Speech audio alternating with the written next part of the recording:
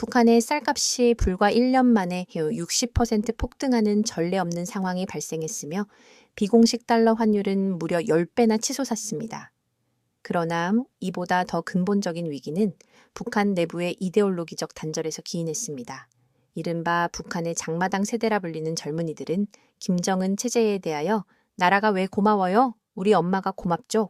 라고 발언하며 체제와 주민 간의 완전한 단절 양상을 명확하게 드러냈습니다. 이러한 거대한 사회적 변화를 촉발한 것은 놀랍게도 한국 드라마였습니다. 단 하나의 USB가 미사일 100발보다 강력한 힘을 발휘하는 시대가 도래했으며 대한민국은 문화적 소프트 파워를 통해 북한을 실질적으로 정복하는 세계가 주목할 만한 놀라운 현상을 만들어내고 있었습니다. 2024년 10월 워싱턴 DC의 가을은 유난히 쌀쌀한 기운을 풍겼습니다. 저는 매일 아침 유혹 없이 정각에 사무실 문을 열었습니다. 16번 방에 위치한 제 사무실은 비록 작았으나 아늑했고 창문을 통해 백악관의 정영이 시야에 들어왔습니다.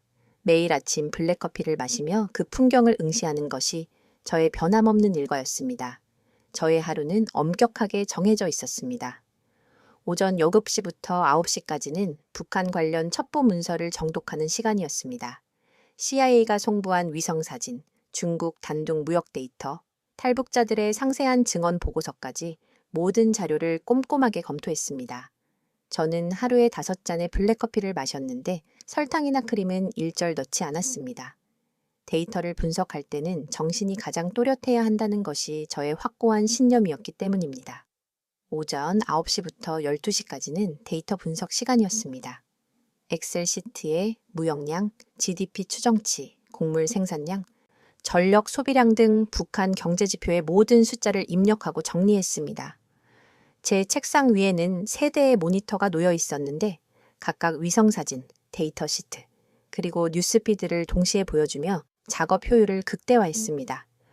점심 식사는 항상 샌드위치였으며 사무실 아래층 델리에서 칠면조 터키, 샌드위치를 4와 15분 내로 섭취하고 곧바로 업무에 복귀했습니다.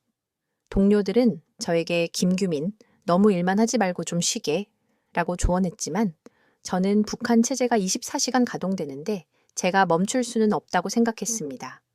오후에는 회의가 집중되었습니다. 국방부 관계자들, CIA 분석가들, 대학 교수들과 화상회의를 했으며 논의 주제는 항상 북한의 핵 능력 수준, 김정은의 건강 상태, 대북 경제 제재의 실효성 여부로 수렴되었습니다. 그때마다 저는 북한은 예상보다 견고하며 쉽게 무너지지 않을 것이라는 동일한 답변을 반복했습니다. 저보다 10살 어린 동료인 성호가 저녁 6시경 사무실을 방문했습니다. 그는 열정적인 인물이었습니다. 성호는 규민, 오늘 새로운 탈북자 인터뷰 영상을 보았나? 북한이 정말 변하고 있대 라고 말했지만 저는 고개를 저으며 성호, 탈북자들의 발언은 과장이 많아. 개인적인 경험을 일반화할 순 없어 라고 답했습니다. 성호는 한숨을 내쉬며 제가 지나치게 보수적이라고 생각했습니다. 밤 9시가 되면 사무실을 나섰습니다. 버지니아주 알링턴에 위치한 집까지는 차로 30분 거리였습니다. 아내 혜진이 저녁 식사를 준비해 두었지만 저는 식사 중에도 노트북을 열어보았습니다. 혜진이 여보, 오늘은 무슨 새로운 발견이라도 있었어요? 라고 물으면 저는 없어. 북한은 여전히 멀쩡해. 라고 대답했습니다. 혜진은 지겨워했는데 23년간 이 똑같은 대화를 반복했기 때문입니다. 그녀는 당신은 북한 이야기밖에 안 해매요. 우리 아들 이야기는 언제 해요? 라고 말했습니다. 맞는 말이었습니다. 저는 대학생인 아들과도 거의 대화하지 않았고 아들은 저에게 관심이 없었습니다. 아빠는 일만 하시잖아요. 라는 아들의 말이 가슴에 박혔지만 저는 생활 방식을 바꿀 수 없었습니다. 주말에도 업무는 계속되었습니다. 토요일 아침에는 서재에 틀어박혀 논문을 집필했고 일요일에는 북한 전문가 모임에 참석했습니다. 워싱턴 DC에는 북한 연구자들이 모이는 작은 그룹이 있었는데 한 달에 한 번씩 브런치를 함께하며 의견을 교환했지만 대부분 저와 생각이 달랐습니다. 그들이 북한은 곧 변할 겁니다. 라고 주장할 때 저 혼자만 고개를 저으며 천만해요. 70년간 안 변했는데요. 라며 반대 의견을 내세웠습니다. 제 서재에는 김일성 저작집, 북한경제연구서, 탈북자 수기 등 북한 관련 도서 500권 이상이 소장되어 있었습니다. 제가 집필한 50편이 넘는 논문들은 모두 북한 체제는 견고하다는 동일한 결론을 제시하고 있었습니다. 이것이 23년간의 제 삶이었고 북한 연구가 제 인생 전부였습니다. 저는 변화 없이, 의심 없이, 확신에 가득 차서 23년간 그렇게 살았습니다. 하지만 그 확신이 곧 산산조각 날 줄은 꿈에도 상상하지 못했습니다. 그런데 2024년 9월부터 뭔가 이상 징후가 감지되기 시작했습니다. 탈북자들의 증언 내용이 이전과 달라지기 시작한 것입니다. 처음에는 한두 명이었죠. 요즘 북한 젊은이들이 한국 드라마 얘기를 해요. 장마당에서 한국 USB가 팔린대요. 저는 이것을 과장이겠지? 일부 현상일 거야라고 치부하며 무시했습니다. 하지만 증언은 계속 쌓였습니다. 9월에 3명, 10월에 5명, 11월에는 10명이 넘는 탈북자들이 북한이 변하고 있어요. 젊은 세대가 다릅니다. 장마당 아줌마들이 권력을 쥐었어요. 라는 비슷한 이야기를 했습니다. 동료 성우가 북한의 장마당 세대에 관한 보고서를 들고 왔습니다. 저는 그 보고서를 읽어봤습니다. 보고서에는 1990년대 고난의 행군 이후 태어난 세대는 국가 배급을 받아본 적이 없다. 그들은 장마당에서 태어나 장마당에서 자랐다. 엄마들이 장사로 번 돈으로 살아왔기 때문에 국가에 대한 충성심이 없다고 적혀 있었습니다. 장마당 세대라는 개념이 낯설었지만 데이터를 분석하자 북한 인구의 약 40%가 이 세대에 속하며 1천만 명에 가까운 숫자라는 사실에 등줄기가 서늘해졌습니다. CIA에서 새로운 첩보가 도착했습니다. 북한 쌀값이 급등하고 있다는 내용이었습니다. 2023년 연말 KG당 9,000원이었던 쌀값이 2024년 10월에는 15,000원을 넘어섰는데 이는 1년도 채 되지 않아 60% 이상 폭등한 것이었습니다. 더욱 충격적인 것은 달러 환율이었습니다. 북한 원화 대비 달러 환율이 2024년 1월 대비 2075년 1월에 10배 가까이 차이가 났으며 이는 북한 화폐가 사실상 휴지 조각이 되고 있음을 의미했습니다. 저는 이건 심각한데 라고 중얼거렸습니다. 성우가 제 어깨를 두드리며 규민, 내가 뭐라고 했어? 북한이 변하고 있다니까 라고 했지만 저는 아니야. 이건 러시아 우크라이나 전쟁 때문에 무역이 막혀서 그런 일시적 현상일 거야 라고 반박했습니다. 하지만 제 목소리에는 이미 확신이 없었습니다. 밤에는 잠을 이루지 못하고 침대에 누워 천장을 바라보았습니다. 탈북자들의 증언, 즉 젊은이들이 나라가 왜 고마워? 우리 엄마가 고맙지 라고 말한다는 것, 다들 한국 드라마를 본다는 것, 장마당에서 한국 화장품이 불티나게 팔린다는 이야기들이 머릿속을 맴돌았습니다. 혜진이, 여보, 무슨 걱정 있어요? 라고 물었지만 저는 아니, 아무것도 아니야 라고 대답했습니다. 하지만 23년간 쌓아온 저의 이론이 틀렸을지도 모른다는 불안감이 엄습했습니다. 다음 날 아침 중국 단둥의 정보원 박태준에게 전화했습니다. 박씨, 북한 상황 어때요? 정말 변하고 있나요? 박태준은 한숨을 쉬며 김 박사, 당신이 상상하는 것보다 훨씬 심각해요. 장마당이 완전히 달라졌어요. 한국 물건 천지예요. 라고 답했습니다. 심장이 빠르게 뛰고 손바닥에 땀이 맺혔습니다.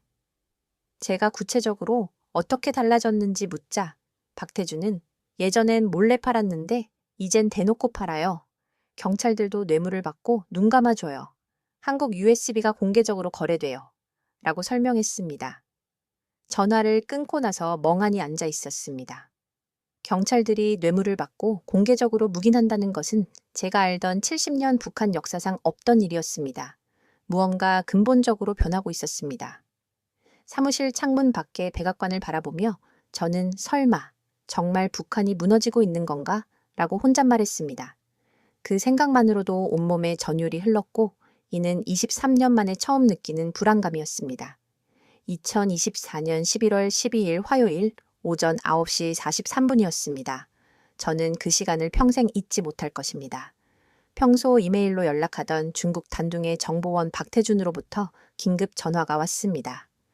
김 박사, 긴급해요. 지금 통화 가능해요? 저는 커피잔을 내려놓았습니다. 박태준의 목소리는 떨리고 있었습니다. 김 박사, 큰일 났어요. 방금 신의주에서 넘어온 상인을 만났는데요. 북한 장마당 상황이 완전히 달라졌어요. 한국 드라마 USB가 공개적으로 팔리고 있어요. 심장이 쿵 내려앉았습니다. 공개적이라는 의미를 묻자 박태준은 급하게 설명했습니다. 예전엔 뒷골목에서 몰래 거래했지만 지금은 아니에요. 장마당 한복판에서 상인들이 한국 드라마 최신작이요. 한국 예능 프로그램이요. 라고 소리 지르며 대놓고 팔아요. 저는 벌떡 일어났습니다. 너무 급하게 일어나는 바람에 커피잔이 쏟아져 서류 위로 흘렀지만 신경 쓸 겨를이 없었습니다. 경찰들은 단속 안 합니까? 박태준이 한숨을 쉬며 그게 더 심각해요. 경찰들이 뇌물을 받고 눈 감아줘요. 한 달에 100달러면 된대요. 라고 말했습니다. 100달러는 북한 노동자 월급의 몇 배였습니다. 이는 경찰들이 돈을 위해 체제를 배신하고 있음을 시사했습니다. 박태준은 자신이 13년간 이 일을 했지만 이런 보고는 처음이라며 북한이 정말 달라지고 있다고 단호하게 확인해 주었습니다. 전화를 끊고 나서 사무실을 왔다 갔다 걸었습니다. 체제를 직접 위협하는 문화상품이 공개적으로 거래되고 경찰들이 이를 방치한다니 이건 혁명 직전 상황이나 다름없었습니다. 저는 즉시 성호에게 달려갔습니다. 문을 벌컥 열고 숨을 헐떡이며 성호, 큰일이야. 북한 장마당에서 한국 드라마가 공개적으로 팔리고 있고 경찰들도 뇌물 받고 눈 감아줘 라고 말했습니다. 성호이 얼굴이 굳으며 정보의 확실성을 물었고 저는 중국 소식통을 통해 신의주 상인에게 직접 확인한 정보라고 확언했습니다. 우리는 즉시 긴급 보고서를 작성했습니다. 제목은 북한 장마당의 한국 문화 상품 공개 거래 실태였으며 한국 드라마 USB 가격, 거래 방식, 경찰 뇌물 금액까지 박태준에게 들은 모든 세부 사항을 정리했습니다. 오후 3시 CIA 본부에 보고서를 제출했고 30분 후 북한 담당 국장으로부터 전화가 걸려왔습니다. 국장은 김규민, 이 보고서 내용 확실한 거야? 라고 물었고 저는 제 소식통은 23년간 신뢰해온 사람입니다. 틀림없어요. 라고 답했습니다. 국장은 무거운 목소리로 이거 체제 붕괴 신호일 수도 있어. 라고 언급했습니다. 그날 밤 집에 돌아갔을 때 저는 완전히 다른 사람이 되어 있었습니다. 혜진이 여보, 무슨 일 있었어요? 얼굴이 창백해요. 라고 물었고 저는 소파에 주저앉아 여보, 북한이 변하고 있어. 정말로 변하고 있어. 라고 고백했습니다. 혜진은 23년 만에 당신이 그런 말을 하다니 놀랍다는 표정을 지었습니다. 저는 내가 틀렸을지도 몰라. 정말로 틀렸을지도 라고 인정했습니다. 그날 밤 잠을 이루지 못하고 천장을 응시하며도 생각했습니다. 한국 드라마 하나가 정말 독재 체제를 흔들 수 있을까? 불가능해 보였지만 데이터는 거짓말하지 않았습니다. 북한 주민들이 목숨 걸고 한국 문화를 소비하고 있었고 경찰들마저 돈에 매수당한 상황이었습니다. 새벽 4시 저는 노트북을 열어 과거 데이터를 재검토했습니다. 탈북자 증언, 장마당 물가, 달러 환율 등 모든 지표가 연결되기 시작했으며 이는 총 없는 혁명이었습니다. 손이 떨렸고 23년 만에 처음으로 저의 확신이 흔들리는 순간이었습니다. 그때 깨달았습니다. 북한은 느리지만 확실하게 무너지고 있었고 그 붕괴의 중심에 한국 문화, 드라마, 음악, 영화가 있었습니다. 저는 이게 진짜 국력이구나 라고 중얼거렸습니다. 한국이라는 나라가 세계 최강의 독재 국가를 상대로 무기 없이 전쟁에서 이기고 있었습니다. 저는 다음날 아침 사무실에 앉아 다시 데이터를 파헤쳤습니다. 러시아 우크라이나 전쟁으로 인한 일시적 현상일 것이라는 다른 설명을 찾으려 했지만 데이터는 제 희망을 배신했습니다. 북한 달러 환율 그래프를 보는 순간 입이 딱 벌어졌습니다. 2024년 1월 달러당 8,000원이었던 북한 원화 가치가 12월에는 8만 원을 넘어섰는데 단 1년 만에 10배 폭락한 것이었습니다. 쌀값 역시 2023년 연말 kg당 9,000원에서 2024년 10월 15,000원을 넘어 60% 이상 상승했습니다. 김정은이 러시아 전쟁으로 돈을 벌었다고 하는데 왜 경제는 더 나빠졌는지 알 수 없었습니다. 성호가 들고 온 탈북자 인터뷰 보고서에는 김정은이 젊은이들에게 나라에 감사하라고 연설했지만 장마당 세대가 나라가 왜 고마워? 우리 엄마가 고맙지? 라고 말했다는 증언이 있었습니다. 저는 그 혁명적인 문장을 3번 읽었습니다. 북한에서 국가를 부정하는 말이 공개적으로 나온다는 것은 상상도 못할 일이었습니다. 더 충격적인 증언은 장마당 아줌마들이 돈을 많이 벌어 권력자가 되었고 경찰이나 당 간부들도 그들에게 잘 보이려 한다는 것이었습니다. 북한의 권력 구조가 뒤집힌 것이었습니다. 저는 의자에 깊이 기대앉았습니다. 제가 23년간 연구한 북한은 단기 모든 것을 통제하는 계획 경제 국가였으나 현실의 북한은 사실상 시장 경제로 전환된 상태였습니다. 성호가 규민, 인정해, 자네가 틀렸어. 북한은 변하고 있어 라고 말했지만 저는 여전히 아니야. 아직 확실하지 않아 라며 떨리는 목소리로 고개를 저었습니다. 그날 오후 국방부 브리핑에 참석하여 10명 넘는 전문가들이 모인 자리에서 한 장군이 김규민 박사, 자네 생각은 어때? 북한이 정말 무너지고 있나? 라고 물었지만 저는 23년간의 주장을 하루아침에 번복할 수 없어 대답하지 못했습니다. 집에 돌아가는 차 안에서 라디오를 켰는데 북한 장마당 내 한국 문화상품 급속 확산 보도가 나왔습니다. 이는 제 보고서가 전 언론에 유출되었음을 의미했습니다. 집에 도착했을 때 혜진이 현관에서 기다리고 있었고 저는 대답 대신 그녀를 껴안았습니다. 눈물이 날 것 같았기 때문입니다. 그날 밤 서재에 혼자 앉아 책장에 꽂힌 50편의 논문들을 바라보았습니다. 이 모든 논문이 틀렸을 수 있다는 생각에 손이 떨렸고 23년이 무너지는 느낌이었습니다. 새벽 2시 잠 못 이루고 탈북자들의 목소리. 우리 엄마가 고마워요. 한국 드라마가 우리 희망이에요. 가 들리는 것 같았는데 이는 제가 23년간 무시했던 목소리였습니다. 다음 주는 더 혼란스러웠습니다. 매일 새로운 탈북자 증언이 쏟아졌고 CIA, 국방부, 국무부에서 보내온 보고서가 제 책상을 가득 채웠는데 모두 북한이 근본적으로 변하고 있다는 동일한 내용을 말하고 있었습니다. 월요일, 한 탈북자가 평양 장마당에서 설화수 후 아모레 퍼시픽 제품 등 한국 화장품이 팔리며 북한 여성들이 한국 화장품만 찾는다는 충격적인 증언을 했습니다. 화요일에는 젊은이들이 BTS, 블랙핑크 등의 한국 노래 가사를 모두 외워 따라 부른다는 사실이 드러났습니다. 수요일, 성호가 규민, 이거 진짜 큰일이야. 당 간부 자녀들도 한국 USB를 본대. 라며 긴급하게 달려왔습니다. 일반 주민이 아닌 특권층 자녀들까지 한국 문화를 접한다는 것은 심각한 문제였습니다. 목요일 국방부에서 북한 문화 침투 현황 및 대응 방안이라는 의제로 긴급 회의 소집 통보가 왔습니다. 저는 일주일간 모은 모든 데이터를 정리하며 준비를 시작했습니다. 금요일 오전 펜타곤 회의실에 도착했습니다. 30명이 넘는 고위 관계자들이 모인 자리에서 제가 발표를 맡았습니다. 저는 스크린에 북한 장마당 한국 제품 비중, 그래프를 띄웠고 2020년 20%였던 비중이 2024년 현재 70%를 넘어섰다는 데이터에 회의실은 조용해졌습니다. 다음 슬라이드에서는 탈북자 100명을 인터뷰한 결과가 나왔는데 한국 드라마를 본 적 있다는 질문에 10명이 yes라고 답했고 한국 제품을 써본 적 있다는 질문에는 8명이 yes였습니다. 가장 충격적인 슬라이드는 김정은과 장마당 중 무엇이 더 중요한가라는 질문에 64%가 장마당이라고 답했다는 결과였는데 이는 국가보다 시장이 더 중요해졌음을 의미했습니다. CIA 국장이 저의 견해를 묻자 저는 심호흡을 한 후 23년간 부정해온 사실을 인정했습니다. 예, 저는 이제 북한이 변하고 있다고 봅니다. 국장은 빅터 스트롱 김규민이 그런 말을 하다니 이거 정말 심각하구만 이라고 반응했는데 저의 입장 변화는 상황의 심각성을 증명하는 것이었습니다. 회의가 끝난 후 한 관계자가 갑작스러운 입장 변화 이유를 묻자 저는 데이터가 말해 주더군요. 제가 틀렸다고요? 라고 답했습니다. 집에 가는 길 23년이 헛된 것이었는지 자괴감이 밀려왔고 신호등 앞에 멈춰 섰을 때 눈물이 났습니다. 23년간 쌓아온 확신이 무너지는 것은 이렇게 아픈 일이었습니다. 주말이 지나고 월요일 아침, 저는 결심했습니다.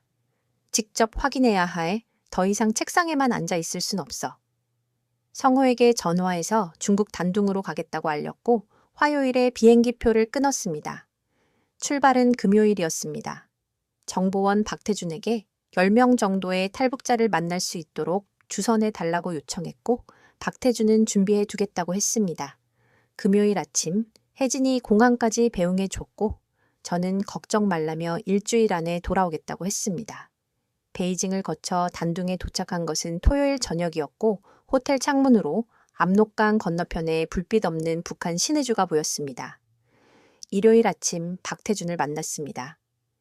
박씨, 탈북자들 준비됐어? 라고 묻자 박태준은 고개를 끄덕이며 근데 문제가 있어. 탈북자들이 당신을 만나길 꺼려해. 당신이 미국 사람이고 정보기관 사람이라고 의심하더라고 라고 말했습니다. 제 심장이 철렁 내려앉았습니다. 월요일 첫 번째 탈북자 30대 여성 지민을 만났습니다. 저는 북한 경제를 연구하는 사람이라고 자기소개했지만 지민은 경계하는 눈빛으로 저를 보며 미국 학자가 책으로만 북한을 봤는데 뭘 알아요? 라고 코웃음 쳤습니다. 그 말이 가슴에 박혔습니다. 인터뷰는 실패였습니다. 지민은 30분 만에 자리를 떠났고 저는 멍하니 앉아 있었습니다. 화요일, 수요일도 비슷했습니다. 만난 탈북자들이 모두 저를 믿지 않았고 일주일간 3명을 만났지만 제대로 된 정보는 하나도 얻지 못했습니다. 목요일 밤 혼자 앉아 내가 뭘 잘못한 거지? 라고 자문했습니다. 창밖의 압록강을 바라보며 북한이 그렇게 가까운데도 멀게 느껴지는 현실에 좌절했습니다. 금요일 아침 귀국 준비를 하며 혜진에게 실패했음을 알렸습니다. 호텔 방에서 마지막 밤을 보내며 23년간 데이터만 보고 사람을 제대로 본 적이 없었음을 깨달았습니다. 자괴감이 몰려왔습니다. 토요일 아침 체크아웃하러 로비로 내려갔을 때 40대 여성 윤정아가 저를 불렀습니다. 김규민 씨죠? 뒤를 돌아보자. 그녀는 자신이 5년 전 함경북도 청진에서 탈북한 윤정아라고 소개했습니다. 그녀는 제가 진심으로 북한을 알고 싶어 한다는 이야기를 들었다며 도와주겠다고 나섰습니다. 심장이 뛰었습니다. 윤정아는 제 눈을 똑바로 쳐다보며 알겠어요. 당신은 진심이네요. 돕겠어요. 장마당의 진실을 보여드리죠. 라고 말했습니다. 윤정아를 만난 것은 행운이었지만 그날 밤 저는 내가 정말 이걸 할 수 있을까? 23년간 틀렸던 사람이 이제 와서 진실을 찾을 수 있을까? 하는 혼란에 또다시 빠졌습니다. 새벽 2시 잠이 오지 않아 노트북을 열어 제가 쓴 논문들을 다시 읽었습니다. 2005년 논문의 북한 체제는 외부 관찰자들이 생각하는 것보다 훨씬 견고하다는 결론이 지금 보니 오만하게 느껴졌습니다. 2010년 신입 분석가의 보고서를 개인 증언은 통계적 의미가 없다며 일축했던 일, 2015년 하버드 강연에서 북한 주민들은 저항할 의지가 없다고 단언했던 제 과거 답변이 얼마나 모욕적이었는지 이제야 깨달았습니다. 저는 북한 주민들을 생각 없는 로봇처럼 취급했고 그들의 고통, 희망, 꿈을 한 번도 생각하지 않았던 것입니다. 새벽 4시 혜진에게 전화하여 23년간 사람들을 무시하고 인간으로 보지 않았음을 고백했고 혜진은 이제라도 깨달은 게 다행이라고 위로해 주었습니다. 전화를 끊고 창문으로 다가가 압록강을 바라보며 저 500만 명의 주민 한 명 한 명이 이야기를 가지고 있는데 제가 그것을 무시했음을 인지했습니다. CIA 시절 상사의 자네는 데이터만 보고 사람을 안 봐라는 말이 옳았음을 인정했습니다. 책상 위 기존의 인터뷰 질문지, 한국 제품 비중은? 는 찢어버리고 당신은 무엇을 꿈꿉니까? 한국에 대해 처음 알게 된 건 언제입니까? 와 같은 인간적인 질문들로 채운 새로운 질문지를 작성했습니다. 새벽 6시께 질문을 완성했습니다. 작은 희망이 생겼습니다. 윤정에게 메시지를 보냈고 그녀는 오후 2시에 호텔 로비에서 만나자고 답했습니다. 오후 2시 호텔 로비로 내려갔을 때 윤정아가 이미 와서 한국 소설을 읽고 있었습니다. 그녀는 저에게 왜 북한을 연구하세요? 라는 예상치 못한 질문을 던졌습니다. 저는 처음엔 직업이었지만 이제는 23년간 틀렸기에 진실을 제대로 알고 싶은 책임감이라고 답했습니다. 윤정아는 좋은 대답이에요. 라며 감시 카메라가 많은 로비를 벗어나 압록강변을 함께 산책하자고 제안했습니다. 12월의 단둥은 추웠고 바람이 매서웠지만 우리는 강변을 걸었습니다. 윤정아는 자신의 이야기부터 시작했습니다. 1980년생인 그녀는 10살 때 고난의 행군으로 아버지를 잃었고 어머니는 장마당 상인이었습니다. 20살 때 어머니가 구해온 한국 드라마 가을 동화를 보고 자유롭고 풍요로운 세상에 충격을 받았다고 했습니다. 그녀는 5년 전 딸이 한국 드라마를 보다가 잡혀 노동교화형을 받을 위기에 처하자 탈북을 결심했고 딸을 먼저 브로커를 통해 보낸 후 얼어붙은 강을 헤엄쳐 건넜다고 설명했습니다. 그녀는 무섭지 않았으며 오직 딸을 구해야 한다는 모성애만이 있었다고 말했습니다. 딸은 현재 서울에서 대학생입니다. 벤치에 앉아 윤정아는 가방에서 한국 드라마 수십 편이 들어있는 작은 USB를 꺼냈습니다. 이 USB가 북한에서 노동자 한 달 월급인 $5에 팔린다고 했습니다. 저는 이 작은 플라스틱 조각이 북한 사람들의 희망이자 체제를 바꾸고 있는 무게임을 느꼈습니다. 윤정아는 한국은 총 한 발 쏘지 않고 북한을 바꾸고 있어요.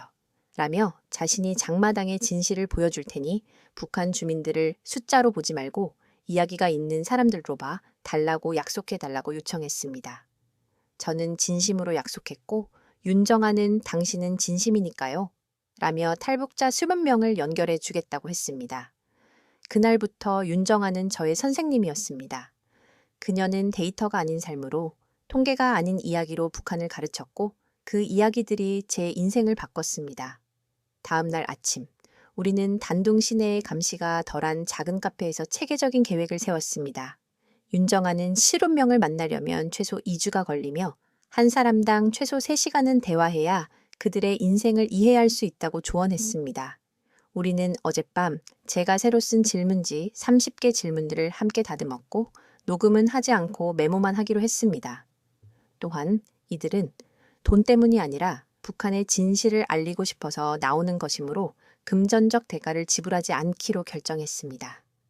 윤정아가 보여준 엑셀 파일에는 10명의 이름, 나이, 출신 지역, 탈북 시기가 정리돼 있었습니다. 첫 인터뷰 대상은 함흥 출신의 50대 장마당 상인 현주였습니다. 윤정아는 현주가 한국 화장품으로 큰 돈을 벌었으며 20년간 장사를 해온 멘토라고 설명했습니다. 저는 인터뷰 전 이제 책은 안 보고 사람에게서 배울 것이라고 다짐했습니다. 점심을 먹으며 윤정아는 인터뷰할 때 중요한 것은 판단하지 말고 그냥 듣는 것이며 어떤 얘기를 해도 놀라거나 비난하지 말고 인간적으로 들어줘야다. 조회시나 찬저보르로 한다고 조언했습니다. 오후 2시 45분 단둥 외곽의 작은 중국 식당 뒷방에서 현주를 만났습니다. 현주는 단정한 옷차림에 화장을 진하게 한 모습이었습니다. 저는 23년간 틀렸어요. 이제 배우고 싶습니다. 라고 솔직하게 고백했고 현주는 솔직하시네요. 좋아요. 제 이야기 들려드릴게요. 라며 차를 따라 주었습니다. 그날부터 2주간 저는 30명을 만났습니다. 매일 한두 명씩 3시간에서 5시간씩 대화했습니다. 그들의 이야기는 모두 달랐지만 공통점은 모두 한국 문화 희망을 통해 인생의 전환점을 발견했다는 것이었습니다. 저는 5건의 노트를 데이터가 아니라 이야기로, 숫자가 아니라 감정, 웃음, 눈물, 분노, 희망, 애로 빼곡하게 채웠습니다. 밤마다 호텔방에서 때로는 울면서 인터뷰 내용을 정리했고 윤정아는 모든 인터뷰에 동행하며 통역과 위로를 제공해 주었습니다. 2주가 지나 10명 인터뷰를 모두 마쳤습니다. 제 손에는 5건의 노트와 수백 페이지의 정리 자료가 있었습니다. 저는 보고서를 써야 해요.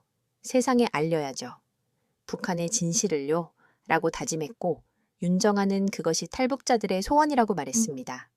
그날 밤 저는 호텔방에서 보고서의 첫 문장을 썼습니다. 북한이 무너지고 있다. 총 한 발 없이 무너지고 있다. 그리고 그 붕괴의 중심에 대한민국의 문화가 있다. 이는 23년 만에 쓰는 진실이었습니다.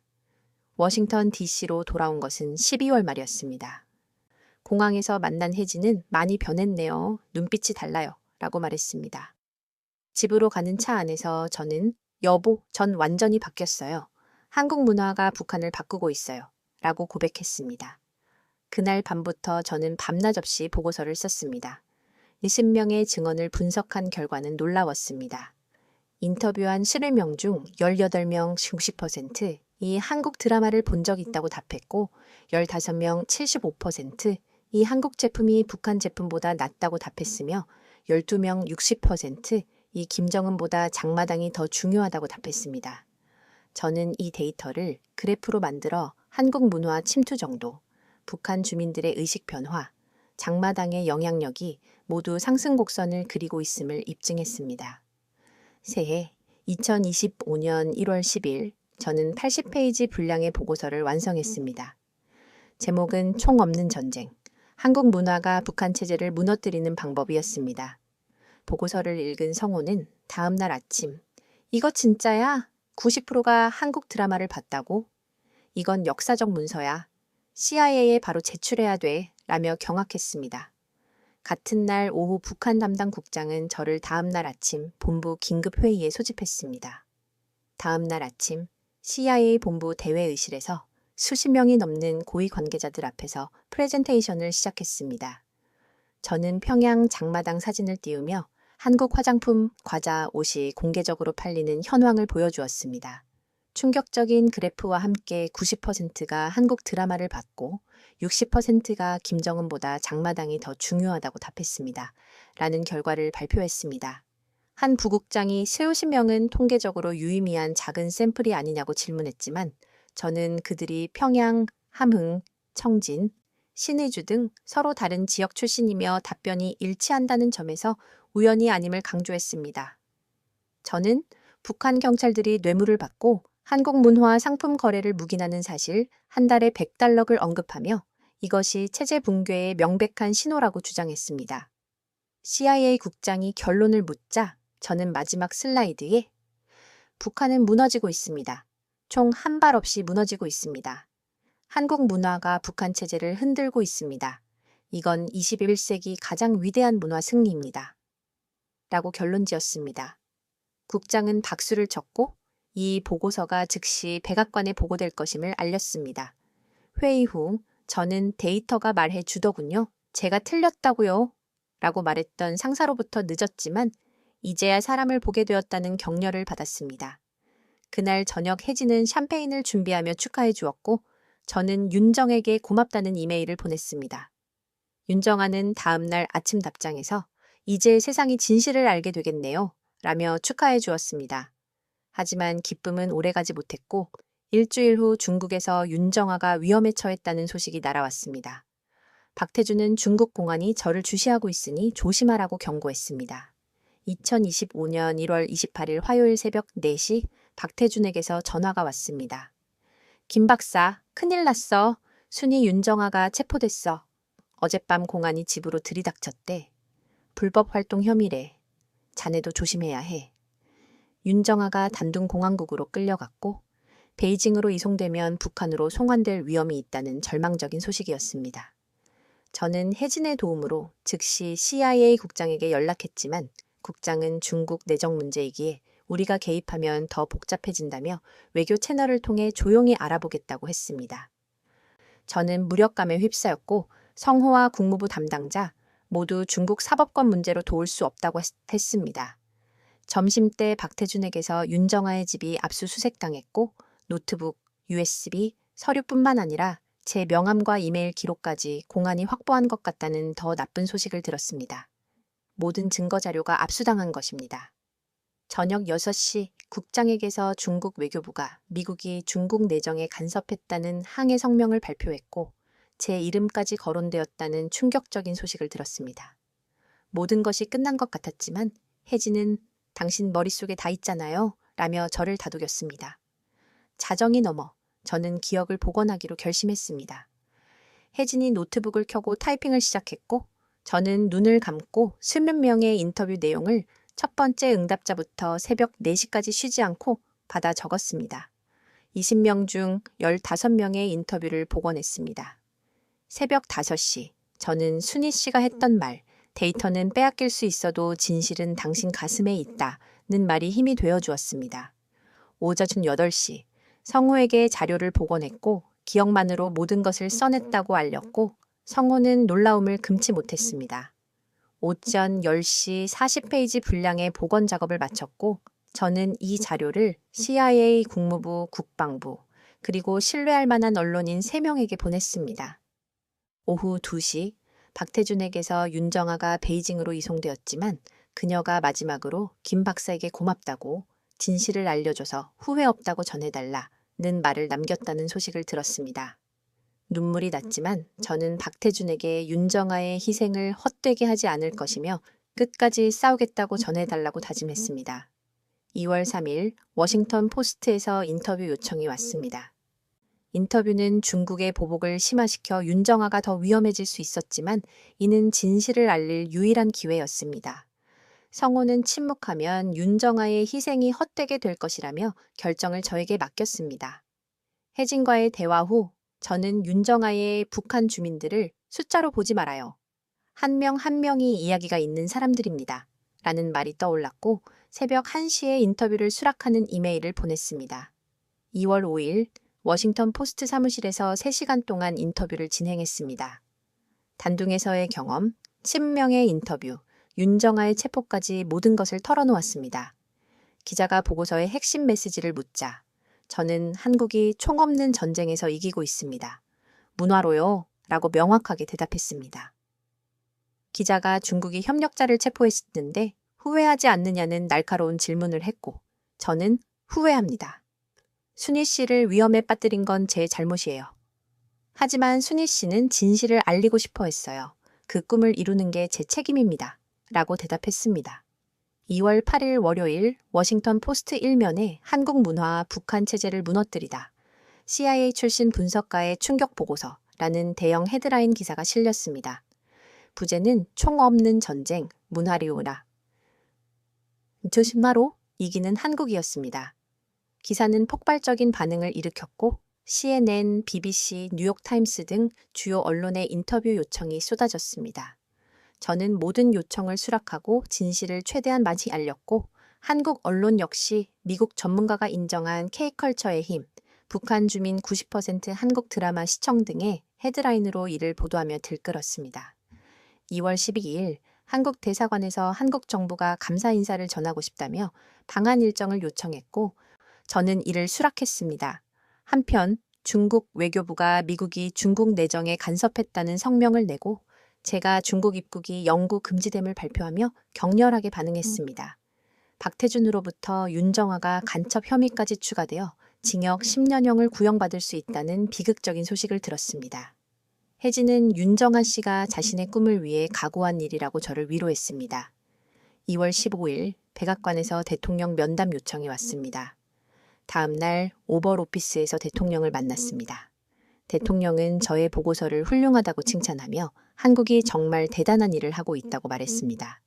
대통령은 우리가 한국에게서 문화의 힘을 배워야 한다며 외교 채널을 통해 윤정아 문제를 중국과 협상하겠다고 약속했습니다. 저는 윤정아 씨가 진정한 영웅이라고 말했고 대통령은 저 역시 진실을 위해 모든 것을 건 용감한 사람이라며 미소 지었습니다. 백악관을 나오며 침묵 대신 진실을 선택한 저의 용기에 대해 생각했습니다. 2025년 2월 20일 제 인생에서 가장 극적인 날이었습니다. 아침 9시 국무부에서 윤정아 씨가 석방되었습니다. 라는 긴급 연락이 왔습니다. 중국 정부가 증거 불충분으로 석방을 결정했고 대통령이 시진핑 주석과 직접 통화하여 한미 동맹 강화 차원에서 협조를 구한 결과였습니다. 저는 즉시 박태준에게 전화했고 자유의 몸이 된 윤정가와 통화했습니다. 윤정아는 떨리고 지친 목소리였지만 살아있었고 제가 진실을 알린 덕분에 살았다며 저에게 감사를 표했습니다. 그날 오후 워싱턴 포스트는 윤정아의 석방을 미국의 외교적 승리로 보도했고 한국 정부가 윤정아를 한국으로 공식 초청했습니다. 2월 25일 저 역시 청와대 초청으로 한국으로 향했습니다. 인천공항에 내려 기자들에게 한국은 21세기 가장 위대한 문화 강국입니다. 총 없는 전쟁에서 이기는 나라예요. 라고 말했습니다. 다음 날 청와대에서 저는 대통령과 윤정아 씨와 함께 만났습니다. 대통령은 한국의 진짜 힘을 세계에 알려주어 감사하다 했고 윤정아는 북한의 진실이 세상에 알려진 것이 자신의 꿈이었다며 눈물을 흘렸습니다. 청와대 회의실 브리핑에서 저는 한국 드라마 한 편이 미사일 100발보다 강력합니다. 북한 주민 90%가 한국 문화를 경험했습니다. 라고 발표했고, 통일부 장관은 이제 문화 통일을 준비해야겠다고 밝혔습니다. 그날 저녁 서울 시내를 걸으며 K-POP, 한글 간판, 사람들의 웃음소리에서 이 문화가 북한을 바꾸고 있다는 감동을 느꼈습니다. 한강변 식당에서 윤정아는 3주 전 감옥에 있었는데 이제 자유로워 딸도 만났다며 행복해했습니다. 우리는 우리가 함께 해냈습니다. 한국의 위대함을 증명했어요. 라고 다짐했습니다. 한국 방문 후 제 보고서는 세계적 화제가 되었고 3월 첫째 주 뉴욕타임스가 문화가 총보다 강하다. 한국이 증명한 소프트 파워의 시대라는 특집 기사를 실었습니다. 기사는 하루 만에 조회수 500만을 넘었고 전 세계가 한국을 다시 보기 시작했습니다. BBC는 한국의 문화혁명 다큐멘터리를 제작했고 가디언은 서방이 한국에게서 문화 외교를 배워야 한다고 사설을 실었으며 일본 아사히 신문도 한국의 문화력을 인정했습니다. 가장 큰 변화는 미국 정부에서 나타났는데 3월 15일 국무부가 문화 외교 강화 정책을 발표하며 예산을 3배 증액했고 한국 모델을 배우겠다고 선언했습니다. 제 보고서가 미국 외교 정책을 바꾼 것입니다. 유럽연합 역시 문화 외교 전략 수립을 위한 긴급 회의를 열었습니다. 학계도 뜨거워져 하버드, 예일 등에서 한국 문화 외교 강좌가 개설되었고 저는 초청 강연을 다녔습니다. 뉴욕 갓대 출판사와의 계약으로 장마당 혁명이라는 책을 쓰기로 했으며 선인세 50만 달러는 탈북자 지원단체에 기부하기로 했습니다. 윤정아는 한국에서 스타가 되었고 3월 25일 국회 증언에서는 북한 주민들은 한국을 꿈꿉니다. 한국 드라마 속의 자유를 꿈꿔요. 그게 마음의 통일의 시작입니다. 라고 말해 박수를 받았습니다.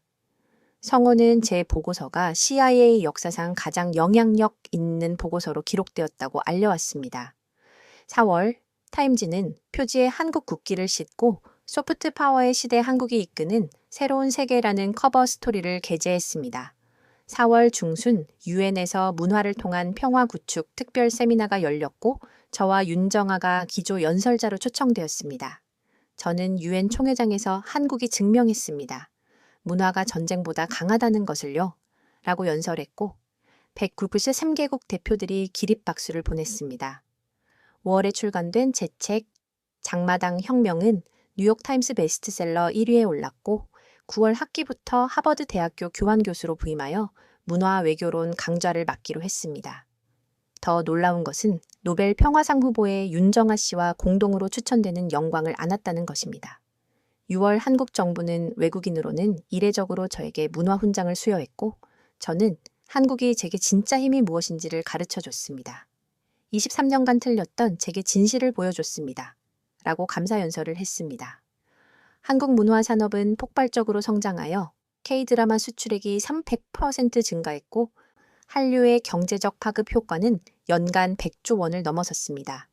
한국 정부는 문화통일준비위원회를 발족하고 1조 원의 예산을 투입했으며 북한 전문방송 자유한국방송이 생겨 24시간 한국 문화 콘텐츠를 송출하기 시작했습니다. 8월 저는 서울대학교 초빙교수로 부임하며 혜진과 함께 서울로 이사했습니다. 남산타워가 보이는 아파트에서 새로운 인생을 시작했고 제 첫 강의 문화 외교로는 이dim명 정원이 순식간에 마감되었습니다. 저는 강의에서 저는 23년간 틀렸습니다. 하지만 한국이 가르쳐줬습니다. 진정한 힘은 사람 안에 있다고요. 문화 안에 있다고요. 라고 고백했고 매주 윤정아 씨를 게스트로 초청하여 장마당 이야기를 들었습니다. 저는 냉소적이었던 과거를 버리고 이제는 희망적인 사람이 되었고 데이터 대신 사람을 믿게 되었습니다. 11월 한국을 방문한 아들은 아빠 멋있어요. 진짜 멋있어요. 라고 말해주었고 크리스마스에는 윤정아 씨 가족을 초대하여 그녀의 딸에게 내 엄마가 날 구한 거야. 라고 대답했습니다.